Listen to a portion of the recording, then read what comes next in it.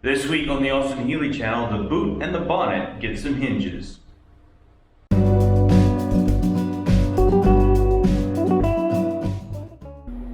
So the bonnet is kind of different than modern cars. On modern cars, or even the Sprite, it has a hinge that you can adjust to set the position of the bonnet. On this one, the hinges just kind of guide it into place, and then what takes over is under here. Under here you have these rubber bits. These rubber bits guide the bonnet into position and hold it up from the groove and align it. The hinges are floppy and don't really line things up. When I have the bonnet on, without it connected to the hinges, it lines up really well. But when I connect it to the hinges, something is pushing it back a little bit too far. Something like that. You might have noticed it earlier in one of my earlier videos. So what I need to do is change the location of these by sliding them back. It's not very much, it's like a ½ inch. Let me put the bonnet on and show you where the hinges line up as it's come this way.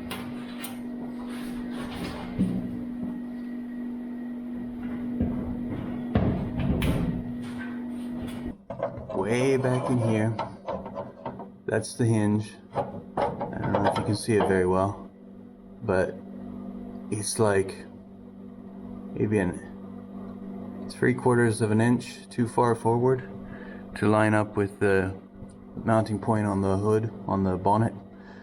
So what we're gonna do is take the hinge off, slide it back, and weld it back into place so that everything lines up correctly. I've scored a line along here and I've extended it out so I'll see where it is. I've also marked it along here so I know where it came from. I bolted these together because they're separate pieces, and added washers in the middle for the spacer. It looks as though it's just spot welded in 3 places. So I'll get my spot welding drill bit out and drill them out. When we get it in place, we're going to tack it, put it on, see if it fits before we finish weld it. All right, let's get drilling.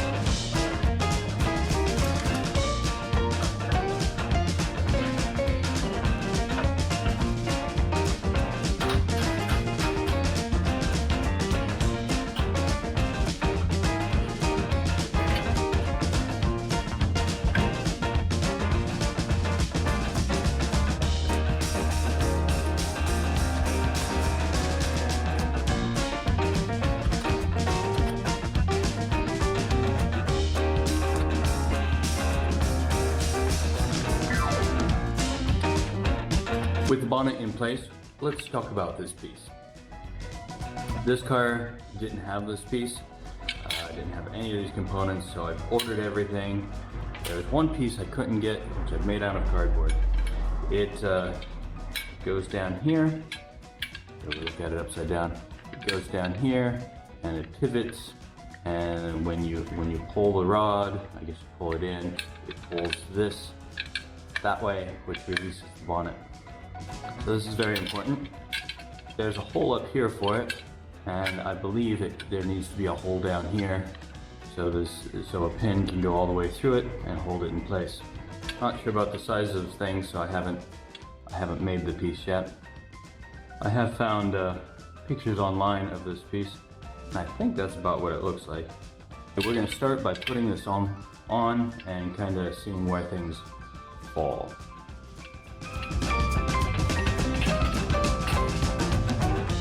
Alright, it's good to see that in place.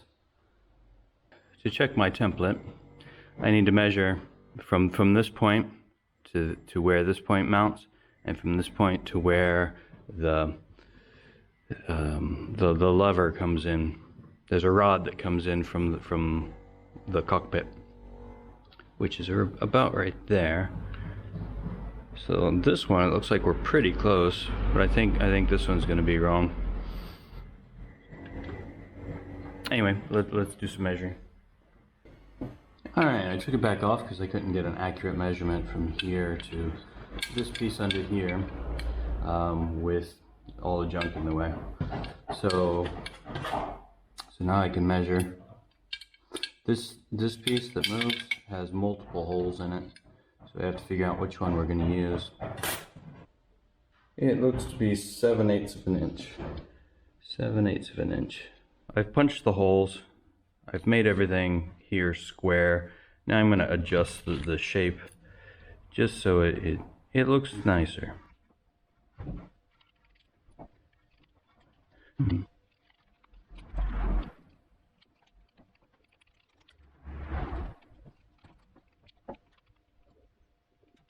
Alright,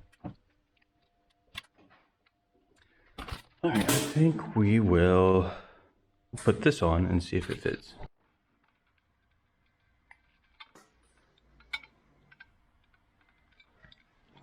It's gonna go like that.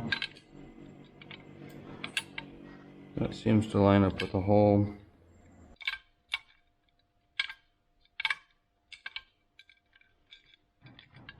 I think that's gonna work. I haven't quite found a pin that's long enough for this yet, so this is kind of a temporary thing. Might end up using a bolt. Okay, let's make it out of steel.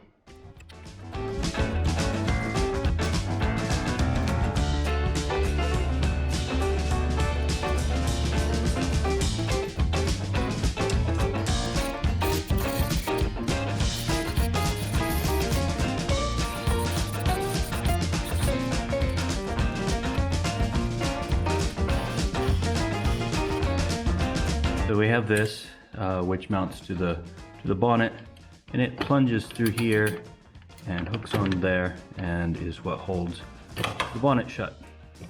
And then you pull the lever and it releases. The lever, however, is kind of right in the way. Well, not right in the way, but it's just off to the side here. So I think it actually needs to shift over maybe 1/4 of an inch to get it out of the way of the movement. And this is why we're doing, test pieces. So that's okay.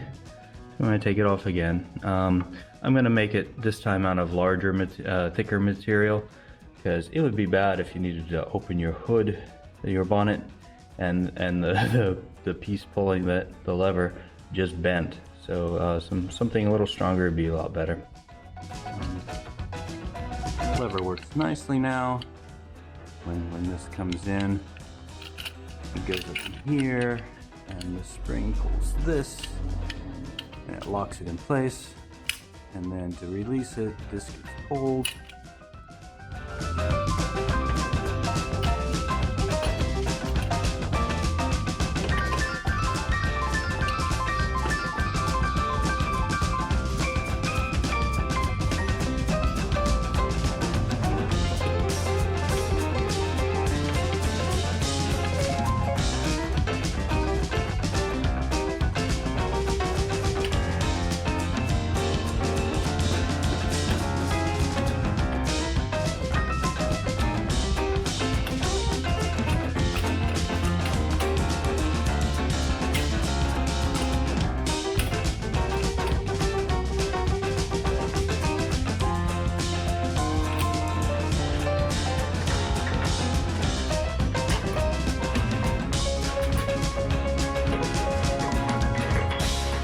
Now we need to make some adjustments to get the pin to line up in here.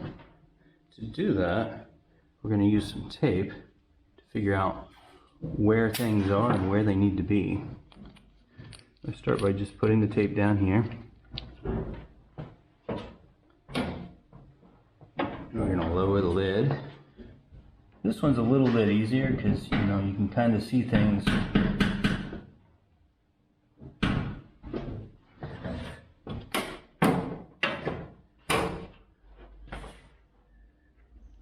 So right now we're way back here. So we need to shift things around.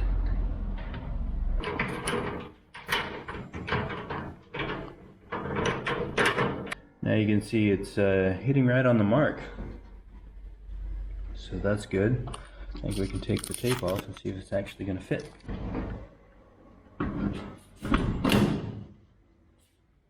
There we go. Now you notice, well, I don't think you can see it. And you notice it's sticking up really high. The plunger, we can adjust the depth of it to pull the hood down a bit.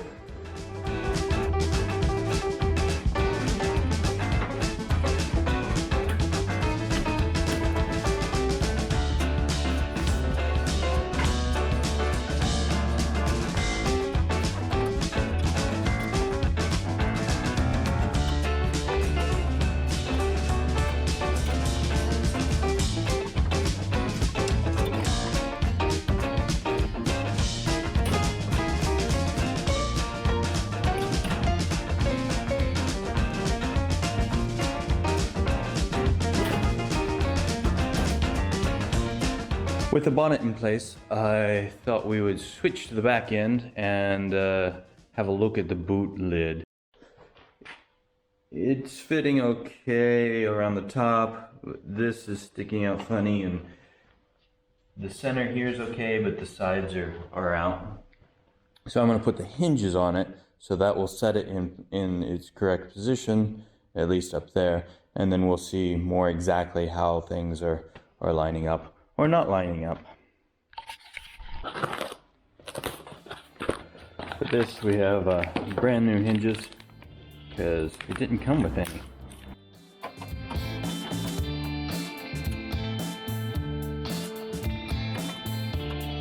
So there's a little bit of adjustment in this, but not a whole lot.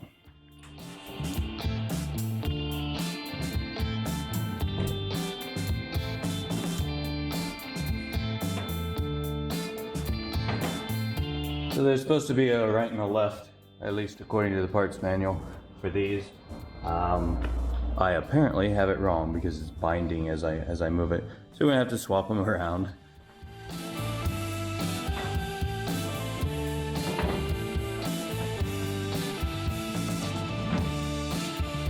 I have a pretty consistent line across the top, but then over here, it's like everything shifted to the left. I'm not quite sure what to do about that. If I adjust this, then this top line is going to be out. And that's really the only adjustment I have. I think I'll have a cup of tea and think about it.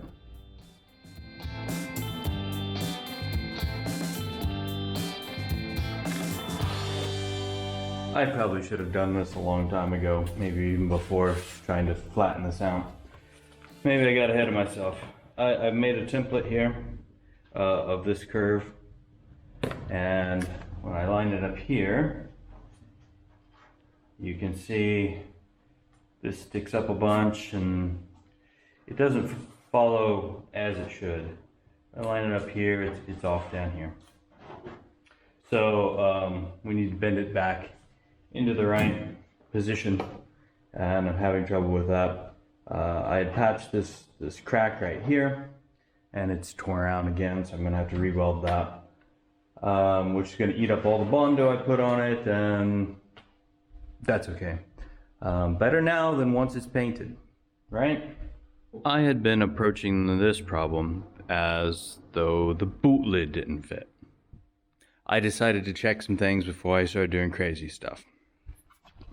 So I made a pattern on this side. This side, this is nice and smooth, whereas on this side, it's all beat up.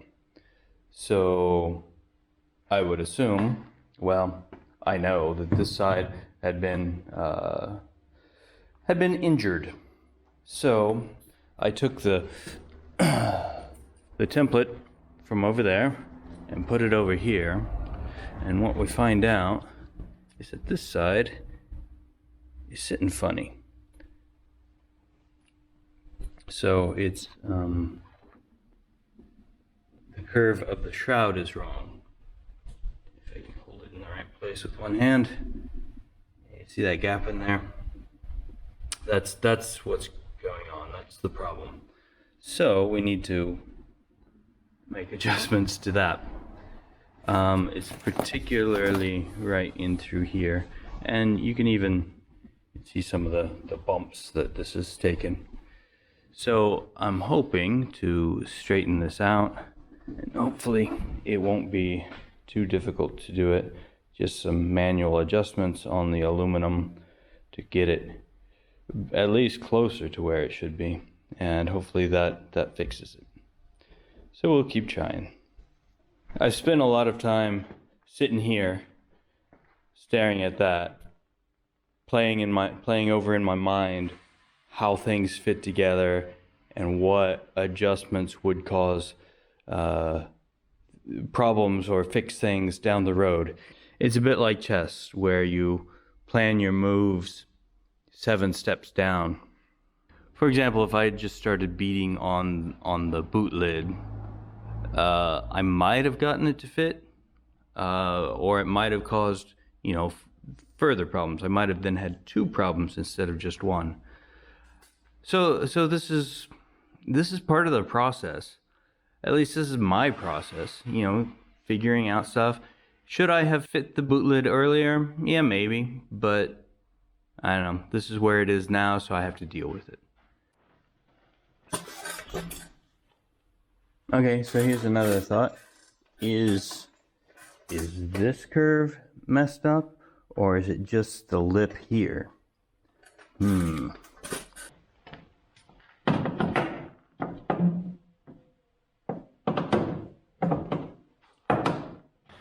I've adjusted this lip, and it's fitting.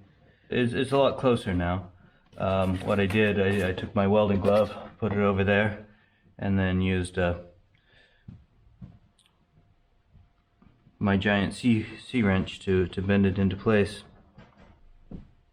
It's closer. So now with that lip in a better position, now here, this lines up pretty good till about down here. This side's okay.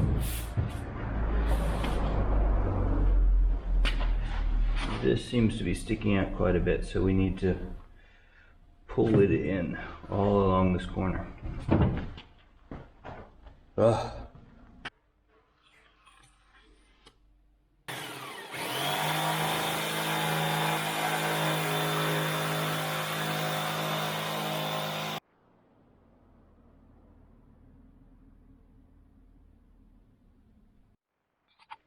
Alright, I got this patched back up, that crack.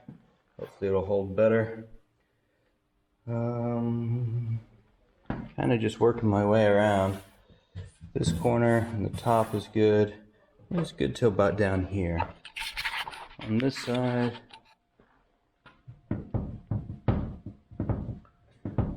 when pressed in place, pretty good all the way, and not quite so much at the bottom, but there it goes. So it's not too bad. So it's really this corner that's the problem. It's right in here. Put a glove on it.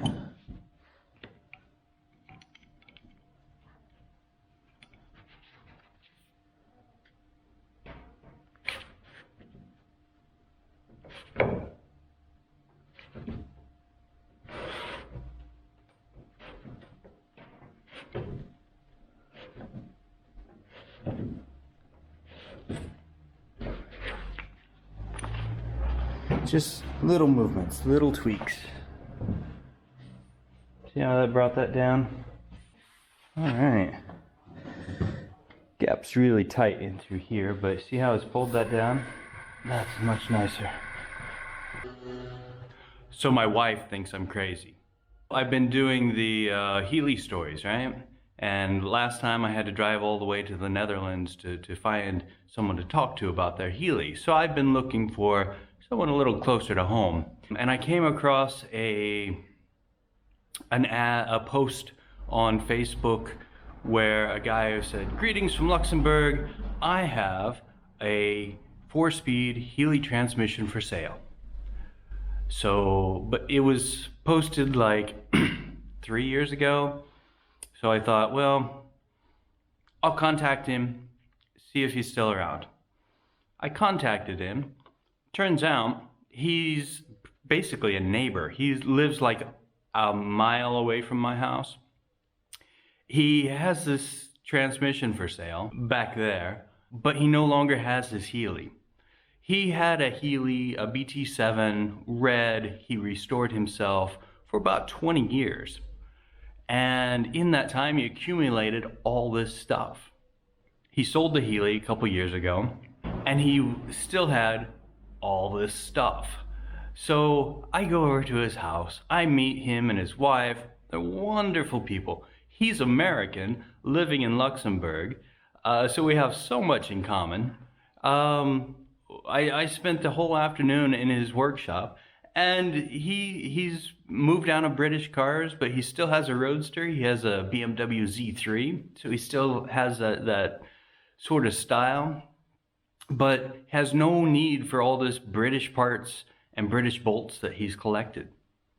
Now he's retired, but when he was working, he worked for a big air cargo company in Luxembourg, and he collected a bunch of useful bits, we'll say. When they were getting rid of them, when they were tossing them out, he would collect them, literally pulling them out of the dumpster. We'll talk about that a bit later. Anyway, he wanted to clearing out his garage, so I told him what I was doing. He said, "Hey, if you buy this transmission, I'll throw in all this other stuff." So we agreed on a price. He just started digging through drawers, saying, "You want this, you want this, you want this?" I'm like, "Bring it on, I'm all good." And this is the end result.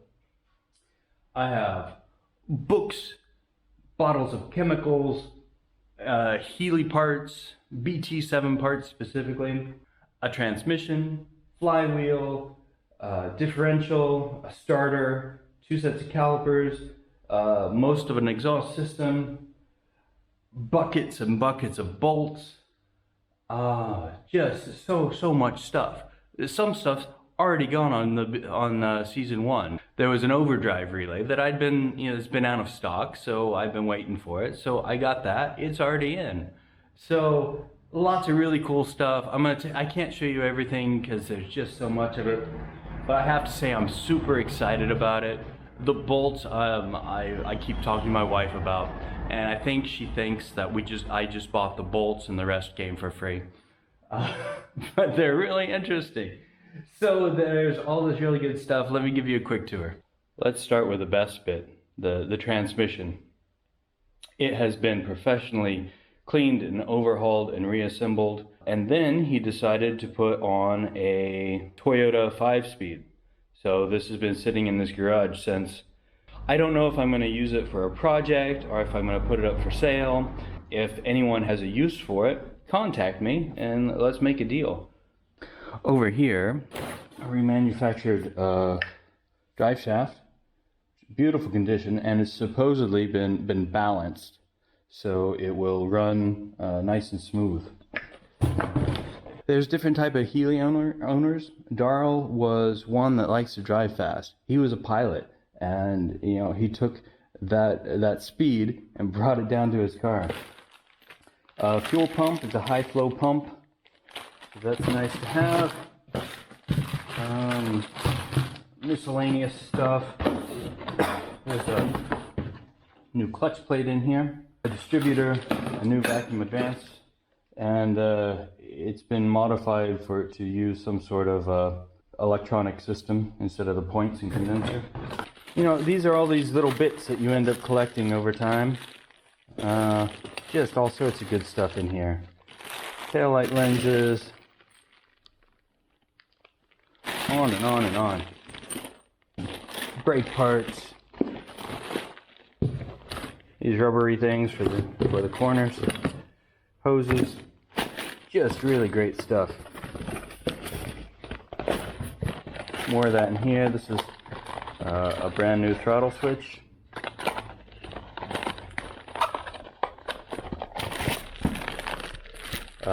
This is a gear shift knob with a switch on it for your overdrive, which you didn't need with the new transmission.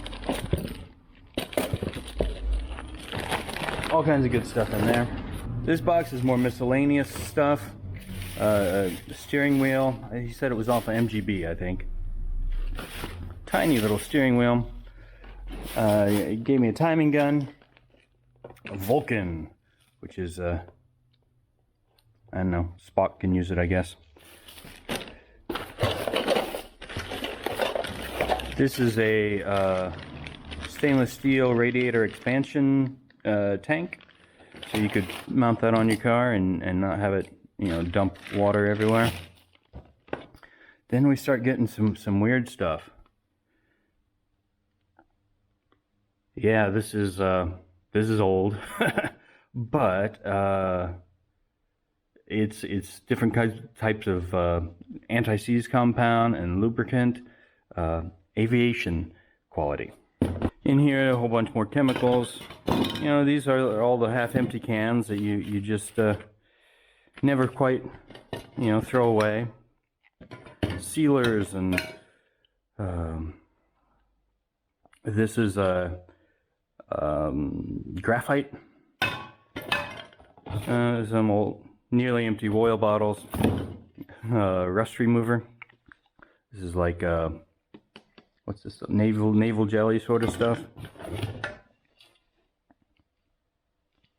Undercoating. All sorts of stuff.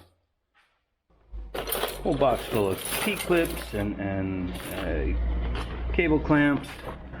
A box full of British snaps and things. Nice box too. I'm gonna add my snaps to that. And then we get into this sort of stuff. These are all, well, they're aviation spec nuts and bolts and weird stuff.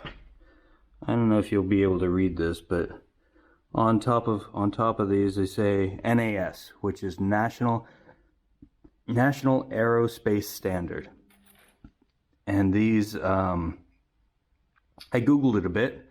They are high spec, high quality. They have 40% more shear strength, a whole bunch more corrosion resistance, just some incredible bolts and stuff. I was a little confused by this, but it's just your 12-point socket will fit right on top of that. So it's not a special thing. And then there's just some weird stuff in here, which is just great. I've really enjoyed just digging through this hardware and finding the weird stuff. Some of this, like this bracket's been machined out. It's been stamped. It looks like stainless steel. So that's an expensive part that was just in the trash. Anyway, these bolts are all UNF compatible. So I actually found that they're used a lot in racing because, you know, you need that high spec stuff. Anyway, I'm very happy with my purchase. If lots of this I don't have immediate plans for, so if you have a project you're working on and you're interested in it, let me know. So besides getting all this stuff, it's been really cool to meet a fellow Healey owner and one with so much experience of restoring these cars and keeping them on the road and actually improving them to make them more drivable and more comfortable. we've made plans to get Darrell down to the shop, basically because he wants to see what I've been doing. I'm not sure if we'll be able to get him on camera. He might be camera shy, but I'll certainly be passing along the stories and the advice I get from him. So stay tuned for that.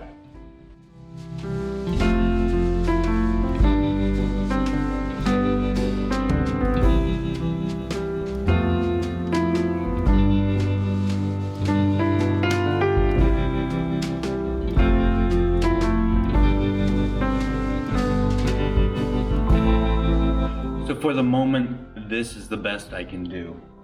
It functions, but the gaps are all over the place. It's like I have a square piece and I'm trying to fit it into a piece that's been spread out. So these corners are too tight and these two corners are too loose. So I think this all has to do with the impact that this side over here has had in the past. It's Friday, so I'm gonna take the weekend and think it over. But I think what I need to do is take the back shroud off, and maybe I can do some adjustment with it off the car. But that's not until Monday. I'll see you next week.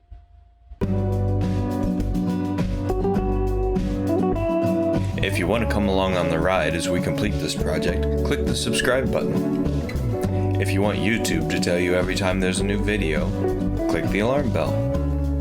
Thanks for watching, and your support is very much appreciated.